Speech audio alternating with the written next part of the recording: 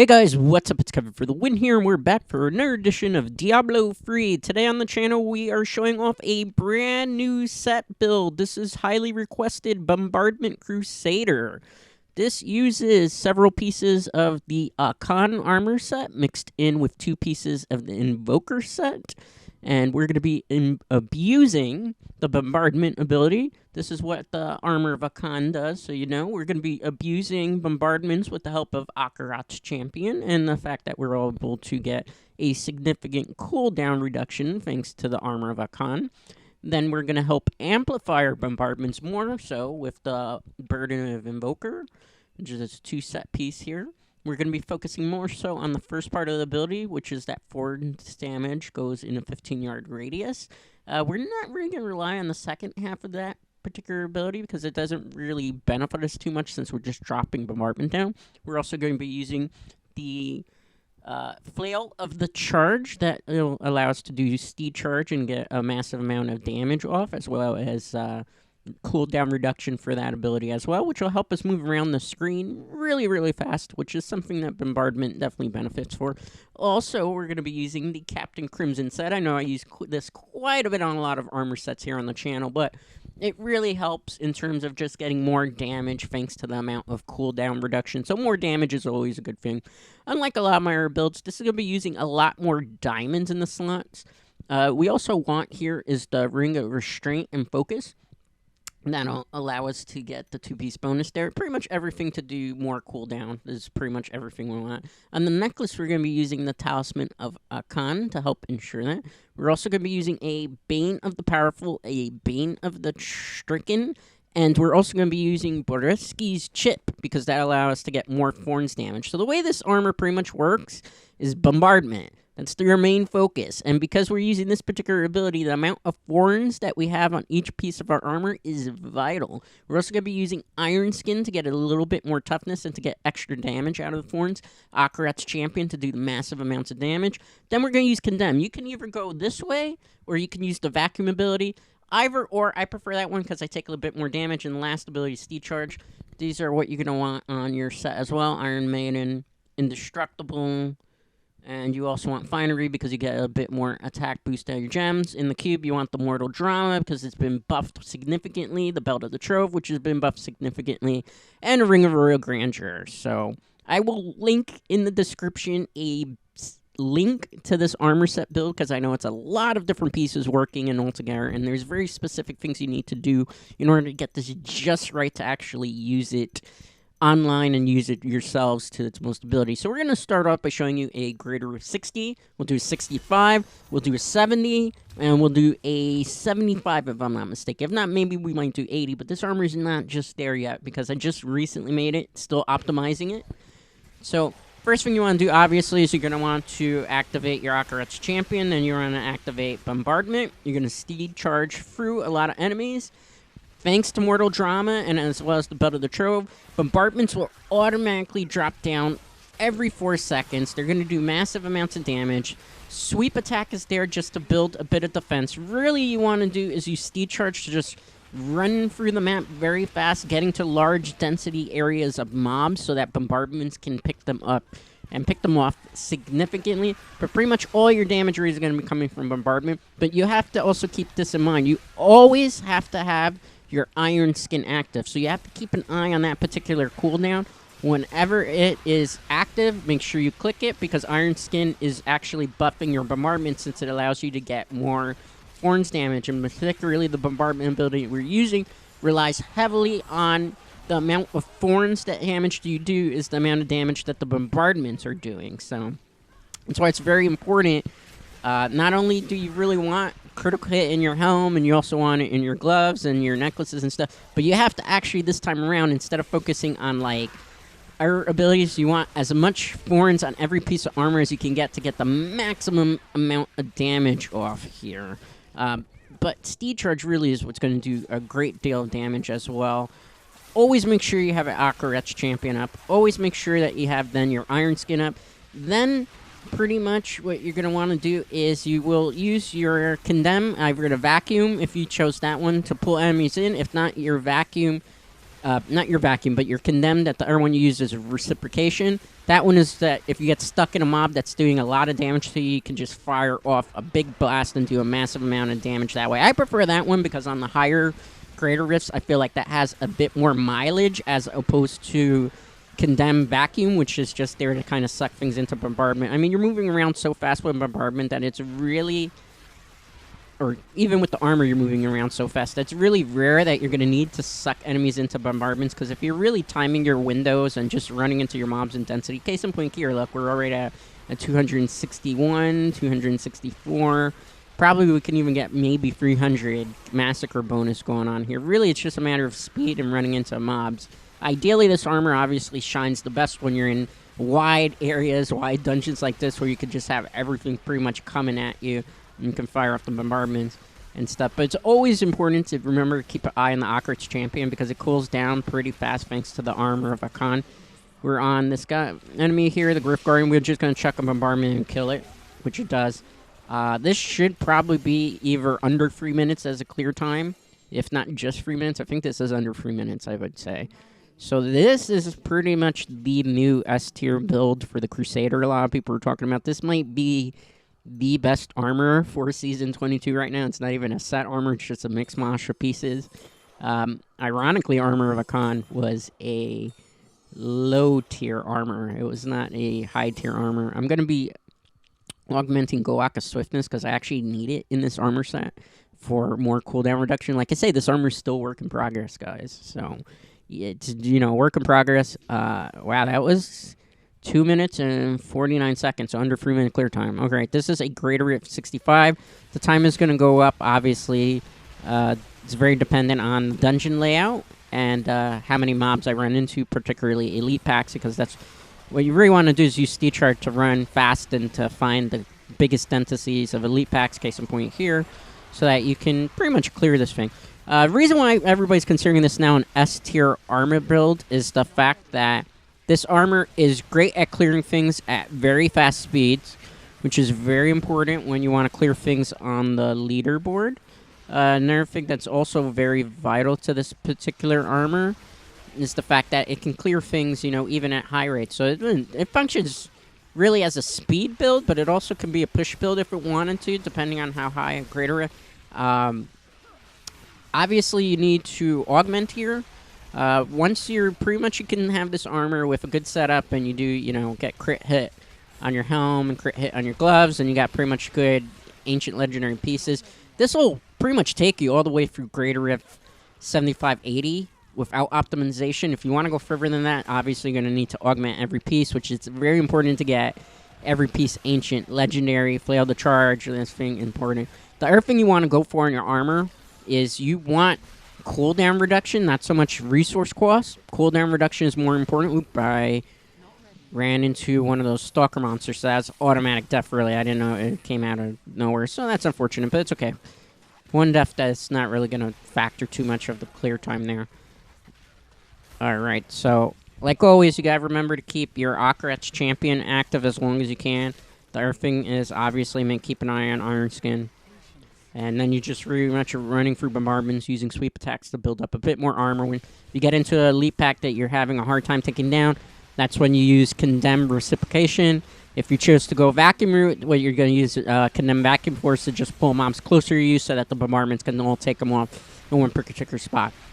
Honestly, the choice is yours. I'll show you both versions of that particular thing. It's not really that big of a difference until you get to really high greater rifts. We're talking maybe greater rifts 80, 90, 100, where I feel like Reciprocate does a bit more mileage as opposed to Vacuum. Again, it's a matter of your own personal preference. You can try out both for yourself, experiment with that, have fun with it. Next episode, we're going to be focusing on Blizzard Hydra because the Typhoon set got not only a buff to it, but a little bit of a nerf as well, because Etch Sigil is not available to use anymore. So that's definitely something to look forward to. That'll be out on Friday of this week, which is the official start date for Season 22 of Diablo III. However, the update already, which has all the changes for Season 22, has currently live on all platforms. So you could say for all intents and purposes, this is the unofficial start of Season 22, but we have all the goodies to play with in non-seasonal already, so which is a benefit. Armor of Akkhan, ironically, was an F-tier armor, and now it worked its way up all the way to practically S-tier, which is crazy. This is kind of the way I always hoped Firebird would have worked for the Wizard class. But if Akkhan can get buffed the way it did from F-tier all the way up to S-tier, there's still potential hope that we might actually get a eventual Firebird buff, which would bring it hopefully up to speed, the despeраcy that it needs. All right, see, case in point, that's why I put Condemn Reciprocate, because I know that big particular Rift Guardian, when it drops the 2 hands on you, you'll fire back all that damage, and that is Thorns damage, by the way, that you're doing, so. All right, so these are what you're running. Bordeski's Chip, Bane of Stricken, Bane of Powerful. Obviously, swap out your Bane of the Powerful for the Bane of the Stricken when you get it high enough. So it would be Bane of the Stricken, Bordeski's Chip, and then a Goaka Swiftness will be pretty much what you want once you're in greater with 80. So obviously you have gems that you're going to have to work on leveling up. It's worth noting that the Season 22 starter set for the Crusader is not the Armor of Akkhan. It is the Valor set, which we featured many times on the channel. We just actually featured it last Friday. It was the last time we featured it. You can keep a lookout for that on the playlist.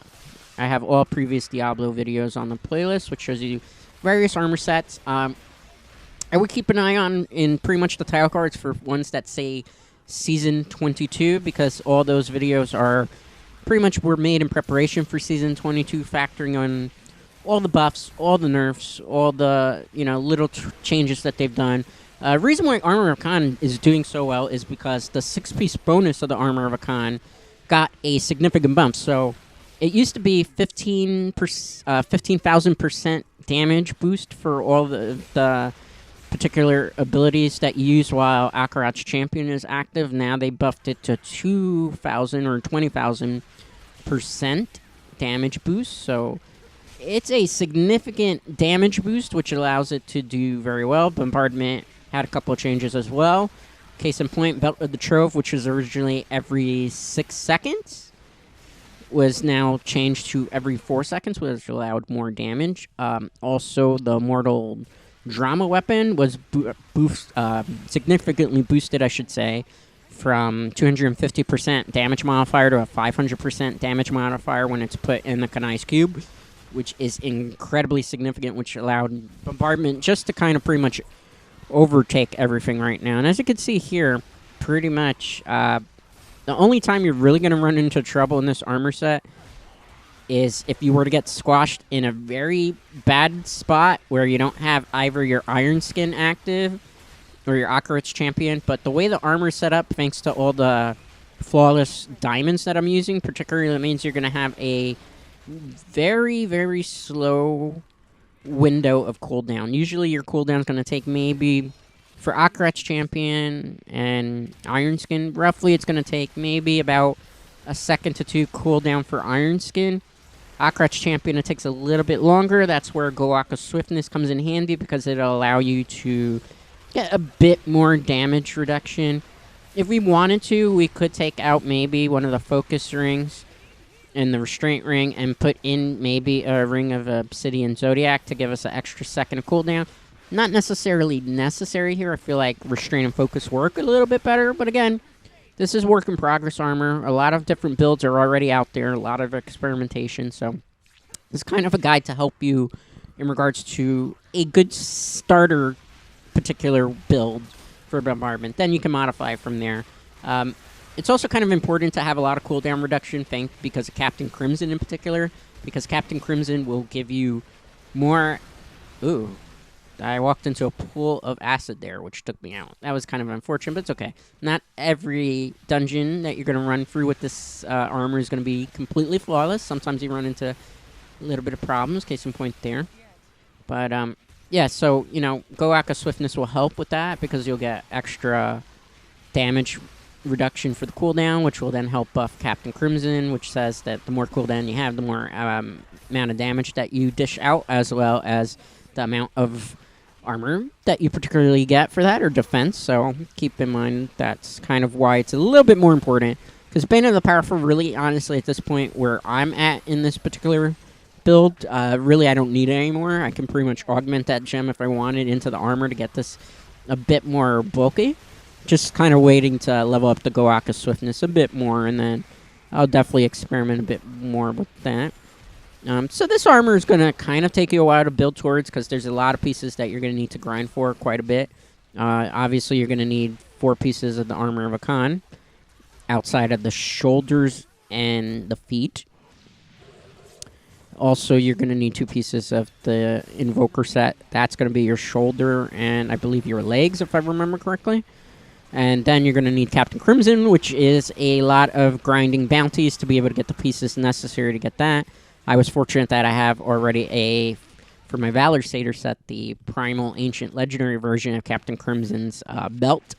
So I was able to just stick that exactly on here, which is perfect, because obviously it's the same Crusader class, so I get to share pieces sometimes with farmers, which is good. Took a little bit more hits than I wanted to, particularly here. Obviously, this is where you start to see that more augmentation on my armor is needed in terms of adding more legendary gems into slots of the ancient legendary pieces. This Guardian should go down pretty fast. I'm going to pop my Condemn Reciprocate there just so I can do more damage. Wow, I took him out and then he took me out. Alright, that's fine. We still got a free piece augmentation of a gem, which is pretty much what I'm going for at this point. I don't necessarily need 4. Alright. I'm pretty much going to keep boosting the Goaka Swiftness right now. That's what I'm trying to aim for and level it up.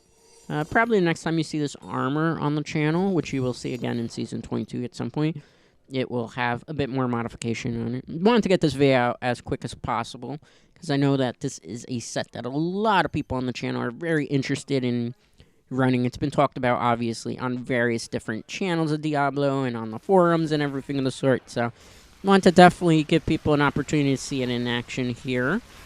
Try my best, as always. Make sure to leave a comment about what you think of the armor of Akkhan / Bombardment Crusader.